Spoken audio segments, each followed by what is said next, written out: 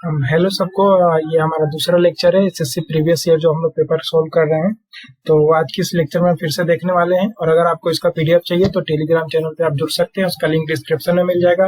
और चैनल पे अगर नए हैं तो चैनल को सब्सक्राइब करिए ताकि आने वाली वीडियोस के लिए आप प्रिपेयर हो सके। तो आगे बढ़ते हैं, चलते शुरू करते हैं। पहला क्वेश्चन आपकी स्क्रीन पे, which condition also known as icterus cause a yellowing of your skin and whites of your eyes. हम ये कौन से कौन से डिसीज के लक्षण होते हैं जिसमें हमारी जो स्किन होती है वो व्हाइट पड़ जाती है, येलो स्किन हो जाती है। ये होता है जॉन्डिस। जॉन्डिस होता है, और ये होता है, ये इन्फेक्शन करता है, हमारे लीवर को इन्फेक्ट करता है, एंड ये वायरस की वजह से होता है। और इसके जो होता है ना, तो ये बिलीरुबिन करके एक होकर ब्लड में होकर करता है, ये आप ध्यान रखिएगा, बिलीरुबिन। ठीक है, जॉन्डिस का इतना हो गया। आगे देखते हैं नेक्स्ट क्वेश्चन क्या है। Under the leadership of which of the following revolutionary was Chittagong armoury red conducted. Chittagong armoury red किसके कंडक्शन में हुआ था? तो ये हुआ था हमारे सूर्य सेन के कंडक्शन में। ये फ्रीडम फाइटर थे, इनका टाइटल था मास्टर डायल। ये बंगाल के साइड में इन्होंने बंगाल के साइड में थे, और ये चिटागोंग आर्मरी रेड जो है 18 अप्रैल 1930 को कंडक्ट किए थे। ये बंगाल के साइड में हुआ था, याद रखना है। बेंगलोर चिटागोंग आज के टाइम पे बांग्लादेश में पड़ता है, बट उस टाइम पे 1930 के टाइम पे पार्टीशन नहीं हुआ था, उस टाइम तो इंडिया में ही था। चिटागोंग आर्मरी रेड चिटागोंग बांग्लादेश में पड़ता है। नेक्स्ट देखते हैं तीसरा, in each of the following state Govind ji Nartanalaya located. कहाँ लोकेटेड है गोविंद जी नर्तनालय? ये जो है मणिपुर इम्फाल में लोकेटेड है। इम्फाल जो मणिपुर की कैपिटल है वहाँ लोकेटेड है ये। Govind ji नर्तनालय dance school establish bye गुरु बिपिन सिंह। गुरु बिपिन सिंह ये मणिपुरी डांस के फादर है। मणिपुरी डांस मणिपुर से बिलोंग करता है। ये एक रिनोन मणिपुर डांसर फादर, हाँ, ये फादर ऑफ मणिपुर भी हैं। इनको टाइटल मिला था हंजावा का बाई महाराजा ऑफ मणिपुर, और इनको संगीत नाटक अकादमी अवार्ड भी मिला था 1966 में। तो इनके भी रिगार्डिंग इतना, और बाकी हम मणिपुर डांस जो है उसके रिगार्डिंग बाद में देखेंगे, क्योंकि अभी फिलहाल तो ज्यादा हो जाएगा। लेकिन इतना ध्यान रखना है, इनको फादर ऑफ मणिपुरी डांस बोलते हैं, और इनको हंजावा का टाइटल मिला था। आगे देखते हैं, which of the following celebration is dedicated to sun god and his wife Usha to thank them for sustaining life on earth and for granting wishes। ये कौन सा पूजा है? सबको पता होगा, छठ पूजा। जो लोग बिहार से बिलोंग करते हैं उनको शायद ना पता होगा। विश्वकर्मा पूजा 17 सितंबर को मनाया जाता है, बाकी तो कुछ है नहीं देखने लायक। और छठ पूजा होता है जिसमें बिहार में मेनली होता है, बिहार में ही, और यूपी के सब कुछ रीजन में होता है, बाकी ये मेनली बिहार में ही होता है। आगे देखते हैं, सूरज भगवान की पूजा होती है। 4 दिन का फेस्टिवल होता है, और इसमें ऐसा आता है क्वेश्चन, तो आप देख सकते हैं 4 दिन का फेस्टिवल होता है। नेक्स्ट देखते हैं अगला क्वेश्चन क्या है। Which of the following inscription of Rudra Daman happened to be the first royal inscription of early India composed in चाष्टे Sanskrit? हमने लास्ट जो लेक्चर 1 था वहां भी रुद्र दमन के बारे में देखा था। रुद्र दमन फर्स्ट ने जो ये कंपोज ऑफ चाष्टे, ये अलग चीज है फर्स्ट ऑफ, लेकिन इसका नहीं अलग नहीं हुआ। ये गिरनार जो जूनागढ़ इंस्क्रिप्शन था उसको इन्होंने रिनोवेट किया था रुद्र दमन 1 ने 150 एडी में, और इसको बनाने का जो काम है वो मौर्य एम्पायर के जो थे चंद्रगुप्त मौर्य, उनके कमांडर थे वो पुष्य गुप्ता, उन्होंने बनवाया था। ये गिरनार में जो गुजरात में लोकेटेड है, जूनागढ़ में, वहां पे। आगे देखते हैं, the first southern campaign of Alauddin Khilji in 1307-1308 AD was led by which of the following regions. ये जो 1308 एडी में अलाउद्दीन खिलजी ने कब्जा किया था मलिक कफूर के थ्रू, देवगिरी था। एक्स्ट्रा इन्फॉर्मेशन इसके बारे में और देख लेते हैं। अलाउद्दीन खिलजी जो है दिल्ली सुल्तानेट से बिलोंग करता था। इसका जो टाइम पीरियड था 1296 से लेकर 1316 से था। 1290 में खिलजी डायनेस्टी स्टैब्लिश होती है और 1320 में खत्म। पहले इसके फाउंडर थे जलालुद्दीन खिलजी। अलाउद्दीन खिलजी उनका नेफ्यू लगता था। जलालुद्दीन खिलजी का इसका टाइम पीरियड लिखा हुआ है। मलिक कफूर डिफीटेड यादव रूलर, यादव को हराया था उसने रामचंद्र जो देवगिरी के राजा थे। मलिक कफूर को 1000 दिनारी के नाम से जानते थे, क्योंकि उसको 1000 दिनार में गुजरात के मार्केट से खरीदा था अलाउद्दीन खिलजी ने। कोट पेट थे इसके अमीर खुसरो, उन्होंने इसको टाइटल दिया था तूतीय हिंद पैरट ऑफ इंडिया। अमीर खुसरो टाइटल दिया था इसको अलाउद्दीन को सुल्ताने जहान, और इन्होंने अलाउद्दीन खिलजी ने उसको टाइटल दिया था तूतीय हिंद। बाकी तो कुछ है नहीं, मलिक कफूर के थ्रू किया था, यादव के रूलर देवचंद्र। बाकी हम दिल्ली सुल्तानत किसी और वीडियो में अच्छे से देखेंगे दिल्ली सुल्तानत के बारे में। आगे देखते हैं, what is the relationship between interest rate and demand of money. क्या रिलेशन होगा interest rate and demand of money? जैसे एग्जांपल लगे कि मेरे को अभी पैसा चाहिए लोन के लिए, तो अगर 5% पे लोन मिलेगा तो मेरे को तो मैं पैसे ज्यादा लूंगा, और वही अगर इंटरेस्ट रेट 20% हो जाएगा चाहे 25% हो जाएगा तो मैं पैसे कम लूंगा। मतलब इन दोनों के बीच रिलेशन है, इनवर्स रिलेशन है। इनवर्स रिलेशन, एक सेकेंड, इनवर्स रिलेशन है इन दोनों के बीच, क्योंकि जैसे हम बढ़ाएंगे अपना ये इंटरेस्ट रेट बढ़ाएंगे, डिमांड ऑफ मनी कम हो जाएगी, तो इन दोनों के बीच इनवर्स का रिलेशन है। आगे देखते हैं next question. Which music composer due to the honour with the national Lata Mangeshkar award for the year 2020? ये मिला था आनंद मिलिंद को।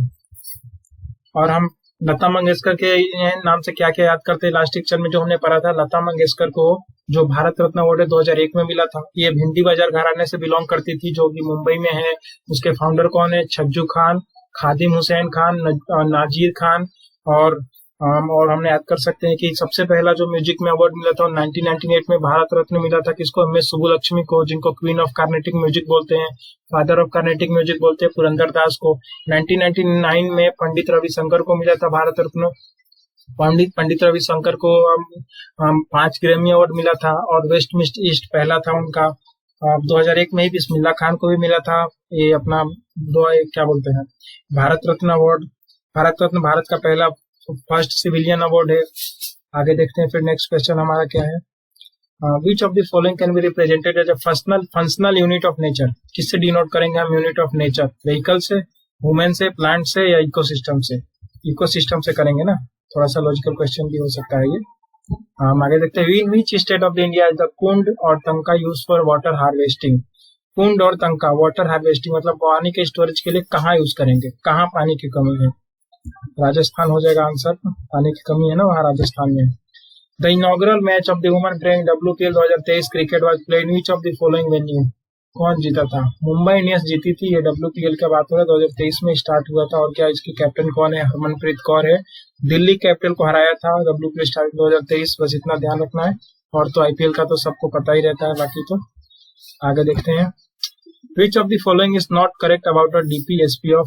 करेक्ट नहीं है DPSP के रिगार्डिंग, ये रखा हूं मैं, हाँ रखा हूं, चलो। दे ensure social and economic development, सही है, ये डेवलपमेंट को करते हैं। दे आर इनजस्टिसिएबल इन नेचर, नहीं, ये जस्टिसिएबल इन नेचर नहीं होते हैं। अब मैं उसका PDF तो नहीं लाया था, तो आपको दिखा देता। They provide guidelines for the governance of country, सही है। They are morally binding on the government, बिल्कुल सही है, गवर्नमेंट के ऊपर बाइंडिंग होते हैं। DPSP हमने आयरलैंड से लिया था, आयरिश कॉन्स्टिट्यूशन से, इसके पार्ट 4 में बिलोंग करते हैं।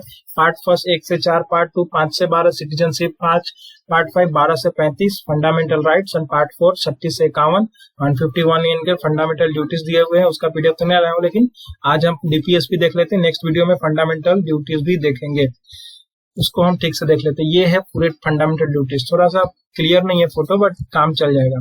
क्या क्या है देख लेते हैं। 39 है, तो क्या आपको ये पूरा रटना है? नहीं, पहले ये 36 से शुरू करते हैं। इसमें आर्टिकल का स्टेट का डेफिनेशन दिया हुआ है, आर्टिकल 12 के रिगार्डिंग बिल्कुल सेम है। Article 37 application of principle constant in this part. Article 38 ये तो कुछ खास होता है नहीं। It authorise the state to secure a social order for promotion of welfare of people के लिए। 39 certain principle of policies to be follow by the state.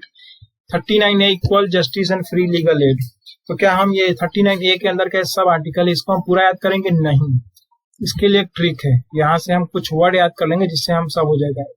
यहाँ से डिस्ट्रीब्यूटेड, वहां से लिवलीहुड, यहाँ से कंसेंट्रेशन, यहाँ से पे, और यहाँ से हेल्थ, और यहाँ से तो ट्रिक क्या होगा? LDCPHC।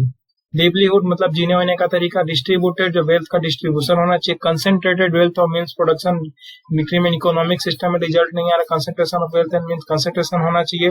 इक्वल पे होना चाहिए, equal work for main and women के लिए। हेल्थ सबकी हेल्थ सबकी सही होनी चाहिए, नेसेसिटी ये से ध्यान रख सकते हैं। अपॉर्चुनिटी मिलनी चाहिए चिल्ड्रन को, मैनर को हेल्थी मैनर को सीखना, ये सब कीवर्ड याद रख लेंगे, बाकी वहां आपको सोल्व हो जाएगा। और यहाँ देख लेते हैं 39 इक्वल जस्टिस। 40 में panchayat, organisation of village panchayat. 40 है विलेज पंचायत। 41 में right to work education and public assistance in certain cases में। 42 में provision for just and human condition अच्छी होनी चाहिए काम करने के लिए। 48 में लिविंग वेज सही होना चाहिए, अच्छा मतलब खर्चा पानी मिलना चाहिए। आर्टिकल 43 है partition of workers in management of industries. और पार्टीशन होना चाहिए। 43 भी promotion of cooperative society, cooperative society के रिगार्डिंग ध्यान रखना है। 97 कॉन्स्टिट्यूशनल अमेंडमेंट कोऑपरेटिव सोसाइटीज ध्यान है। 44 uniform civil code UCC. 45 provision of early childhood care education of children below the age of 6 years. ये 6 साल से कम के बच्चों का पेरेंट्स को provision of early childhood care, parents को देगा एजुकेशन उनका। Article 46 promotion of education and economic in state SC ST other weaker section. 47 duty of state to raise level of nutrition बढ़ाने के लिए। 48 organisation of agriculture and animal husbandry. 48A protection of improvement of environment and safe guarding of forest and welfare. 49 protection of monuments and places of and objects. Separation of judiciary. 50 में हम judiciary को executive से अलग कर देंगे। 51 में international peace and security, अभी अगली वीडियो में हम लोग देख लेंगे जो फंडामेंटल ड्यूटीज है 51A में सब आर्टिकल्स है, इसको फिलहाल यहीं तक देखते हैं। Promotion of international peace and 51 रुपए का प्रसाद चढ़ा के हमने पीस के लिए शांति की है। 50 में हमने जुडिशियरी को एग्जीक्यूटिव से अलग कर दिया। 49 में हमने क्या किया, मोनूमेंट की सुरक्षा की। 48A में हमने क्या किया, इम्प्रूवमेंट किया एनवायरमेंट सेफ गार्डिंग फॉरेस्ट और वाइल्ड लाइफ को। 48 में क्या, एग्रीकल्चर और एनिमल हस्बेंड्री को हमने ठीक किया गाय भैंस के रहने के लिए। 47 में क्या किया, improve of public health. 46 promotion of जो एससी एसटी के वीकर सेक्शन है उनके लिए प्रमोशन किया। 45 early childhood care. 44 uniform civil code. 43 भी cooperative society. 97 constitutional amendment. 43A participation of workers in management of industry, participation होना चाहिए। 43 लिविंग वेज सही होना चाहिए। 42 उनको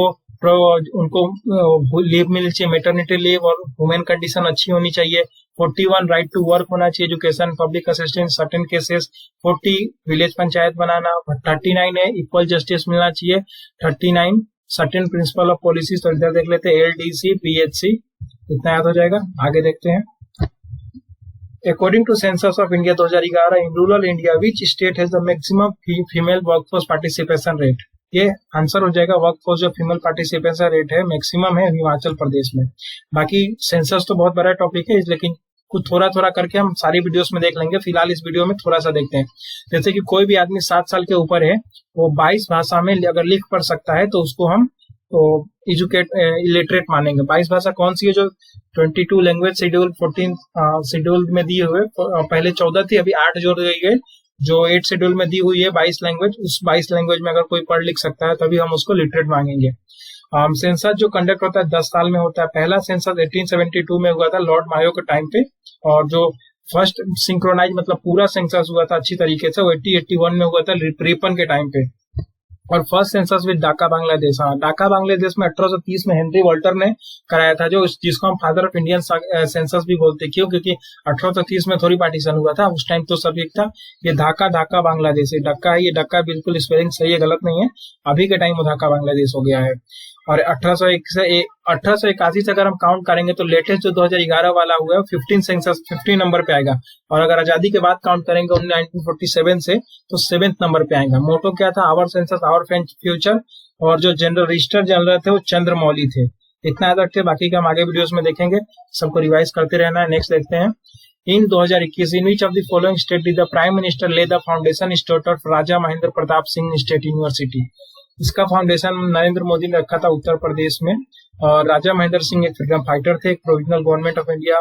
हाँ, ये राजा महेंद्र प्रताप सिंह थे प्रेसिडेंट। ये क्वेश्चन जो है ये यूपीएससी में आया हुआ है। Provisional government of India with Raja Mahendra Pratap Singh as it president was established during world war. Provisional president first world war के टाइम पे अफगानिस्तान से अब्रोड से कंट्रोल करने वाले पहले 2-3 थे, और भी 2 लोग थे, उनके नाम इतना है नहीं, लेकिन अफगानिस्तान में ये अफगानिस्तान से कंट्रोल करते। राजा महेंद्र प्रताप सिंह यूनिवर्सिटी अलीगढ़ उत्तर प्रदेश में इसका लेड फाउंडेशन लेड है। बाकी तो आपको ध्यान ही रखना है, ये बस अफगानिस्तान से अब्रोड से कहाँ से अगर आएगा नाम तो आप थोड़ा ध्यान रखने का। बाकी तो हम आगे देखते हैं। फ्रीडम फाइटर थे और उत्तर प्रदेश में 2021 में अलीगढ़ में इनके नाम से यूनिवर्सिटी का फाउंडेशन हुआ है। When the madrasa open in Kolkata to promote the study of Arabic, Persian and Islamic law. 1781 में पहली बार कोलकाता में ये मदरसा ओपन की गई थी कलकत्ता। उस टाइम पे जो जनरल गवर्नर थे वॉरेन हेस्टिंग थे। और संस्कृत कॉलेज ऑफ बनारस जो कि जोनाथन डंकन ने बनाया था 1791 में, ये भी ध्यान रख लेंगे। आगे देखते हैं, इसके रिगार्डिंग तो और ज्यादा कुछ है नहीं। 1781 से हम क्या देख सकते हो, तो कुछ है नहीं। Which article of the constitution explain that the executive power of every state shall be so exercise as not to impede or prejudice the exercise of the executive power of the union and the executive power of the union shall extend to the giving of such direction to a state as may appear to the government of India to be necessary of that purpose। इसका सीधा सीधा मतलब है कि government of India जैसे state को कुछ मामलों में ऑटोनॉमी है, बट उस मामले नहीं है कि वो यूनियन गवर्नमेंट से अलग होकर अपने अलग से कब करने लगे, नहीं। यूनियन की बातें उसको सुननी होगी, कुछ कुछ मामले में ही उसको छूट दी गई है, ऐसा कुछ ऑटोनॉमी। लेकिन अगर मामले की कुछ बात ऐसी आएगी तो यूनियन से उसको सलाह मशवरा लेना पड़ेगा। ऐसा नहीं कि अलग अलग रास्ते से जाने लगे कुछ भी, तो फिर किस बात का स्टेट भारत के अंदर आएगा। और ये कहता है हमारा आर्टिकल 257। बाकी के अदर आर्टिकल हम देख लेते हैं। 261 क्या करता है, ये record recognise and accepted as a valid in all parts of country. 261 कहता है कि मान लीजिए आपका आधार कार्ड बिहार में बना, तो ऐसा नहीं है कि आप किसी और स्टेट में जाएंगे तो आपको अलग से आधार कार्ड बनना है, नहीं, वो पूरे देश में आपका वैलिड होगा। 247 क्या कहता है, power of parliament to establish additional code to better administrate law. Parliament को पावर देता है कि एडिशनल कोड बनाने के लिए, बेटर एडमिनिस्ट्रेशन के लिए। 123 give power to president and governor to issue ordinance when parliament is not in the session.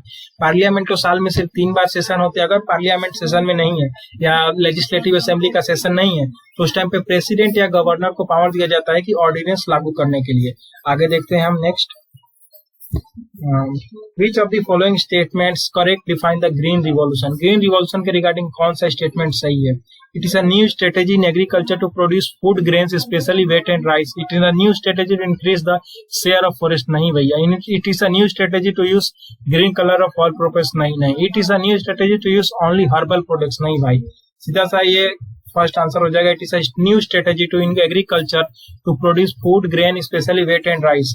गेहूं चावल उगाने के लिए जो किया गया था, ये 1960 के टाइम पे हुआ था। जो इंडिया में इसके फादर है MS स्वामीनाथन को बोलते हैं, और जो ग्रीन रिवॉल्यूशन के जो वर्ल्ड में फादर है वो नॉर्मन बोरलॉग को बोलते हैं। इनको नोबेल पीस प्राइज मिला था 1970 में। 1960 के टाइम पे स्टार्ट हुआ था। विलियम गॉड ने ऐसे इंसान थे जो पहली बार ग्रीन रिवॉल्यूशन का टर्म यूज किया था। ये थर्ड 5 ईयर प्लान के टाइम पे आया था। इंट्रोड्यूस हुआ था पंजाब और हरियाणा के क्षेत्र में हुआ था, और उत्तर प्रदेश, वेस्टर्न उत्तर प्रदेश। और ध्यान रखना है इसके रिगार्डिंग है, थर्ड 5 ईयर प्लान कब से कब शुरू हुआ था? पहला 21 से 56, दूसरा 56 से 61, तीसरा 61 से 66। Third 5 year plan failure plan था। अब 5 ईयर प्लान का हमने देखा है, आप पीछे वीडियो में जाके देख सकते हैं, मैं वीडियो का लिंक डिस्क्रिप्शन में दे दूंगा, आप वहां से भी देख सकते हैं थर्ड 5 ईयर प्लान के बारे में। और आगे हम देखते हैं नेक्स्ट क्या है। The government of India of the following state created a draft policy in 2022 for senior citizen on the basis of Article 41, which aims to form a directorate of welfare of senior citizen। अभी article 41 हमने देखा ना कि welfare of people करता है, जैसे कि उसको बराबर हक मिलना चाहिए, तो ये तमिलनाडु सरकार ने किया है। नेक्स्ट देखते हैं हम। At which olympic did Gagan Narang win bronze medal. Gagan Narang कौन से ओलंपिक में ब्रॉन्ज मेडल जीते थे? ये जीते थे लंदन में 1912 में। तो नारंग जो है ये सालार मूवी में रहता है ना, नारंग रशियंस को लेके आया है। अरे कहाँ हो गया ये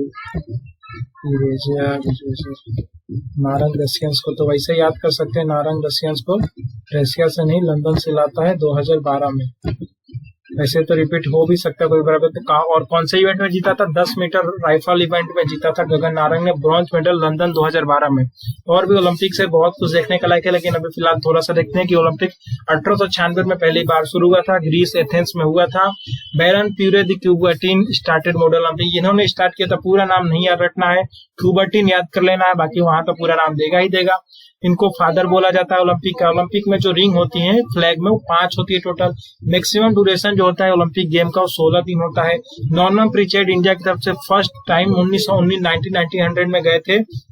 जो सेकंड ओलंपिक हुआ था 1900 में, और 2 सिल्वर मेडल जीता था इन्होंने। 1920 में जो इंडिया से प्रॉपर टीम गई थी वो 1920 में गई थी, लेकिन 1900 में ये गए और ये 1900 में 2 सिल्वर मेडल जीत लिए थे। आगे देखते हैं 20 में। In the year 1952 who among the following lent his voice for the film Amar Bhupali which was being produced in 2 languages simultaneously and he sang both Bengali and Marathi. ये मन्ना दे थे जिन्होंने अपनी आवाज दी थी, और इनके रिगार्डिंग कुछ चीजें और देख लेते हैं। मन्ना दे को दादा साहब फाल्के अवार्ड 2007 में मिला, पद्मश्री 1971 में मिला, पद्म भूषण 2005 में मिला, ए भाई जरा देख के चलो, फ्रॉम मेरा नाम जोकर 19। ये सब थोड़ा गाना आप एक बार देख लीजिएगा क्या है। एसएससी कुछ भी पूछ लेता है तो थोड़ा रिस्क रहता है, फिर भी एक बार देख लीजिएगा ताकि कहीं गलती से आ जाए तो सही हो जाए। अरे भाई जरा देख के चलो और यारी है ईमान मेरा, जंजीर से 1971-74 में। इसके लिए इनको होता है ना एक ये अवार्ड होता है, फिल्म फेयर अवार्ड शायद, हाँ वो मिला था इनको। और पद्म भूषण 2005 में, पद्मश्री 1971 में, दादा साहब फाल्के अवार्ड 2007 में। और कौन सा गाना गाया था? Amar Bhupali, voice for the film Amar Bhupali. Amar Bhupali movie का नाम था। इतना ध्यान रखिए। आज की वीडियो में बस इतना ही, 20 क्वेश्चन थे, खत्म हो गए हमारे। तो अगर चैनल वीडियो अच्छा लगा हो तो कंटिन्यू करें इसको, और पीडीएफ इसको आपका टेलीग्राम चैनल का लिंक दे दूंगा मैं, वहां मिल जाएगा प्रॉपर पीडीएफ। तब तक आज के लिए इतना ही। अगर अच्छा लगे हो तो सब्सक्राइब जरूर करना। Thank you.